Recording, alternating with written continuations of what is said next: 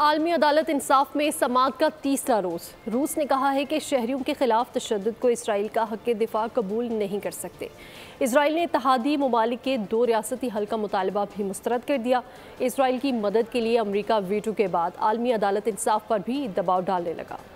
وزیر اعظم نیتن یاہو نے کنیسٹ میں آزاد فلسطینی ریاست کے قیام کے خلاف قرارداد پیش کر کے اس کی منظوری لے لی۔ اتحادیوں کی 2 ریاستی حل کی تجویز بھی ردی کی ٹوکری میں ڈال دی۔ عالمی عدالت انصاف میں روس نے کہا کہ غزہ کی صورتحال خوفناک ہے۔ اسرائیل کے بلا امتیاز حملے شہریوں کو مار رہے ہیں۔ شہریوں کے خلاف تشدد کے حق کے دفاع کو قبول نہیں کر سکتے۔ فلسطینی علاقوں پر اسرائیلی آبادکاری اقوام متحدہ کی قراردادوں کی خلاف ورزی ہے۔ امارات نے اقوام متحدہ کو تنقید کا نشانہ بنا دیا۔ ویٹو کے بعد امریکہ عالمی عدالت انصاف میں بھی اسرائیل کو بچانے کے لیے آ گیا۔ فلسطین پر بربریت کے خلاف فیصلہ نہ دینے کی اپیل کر دی۔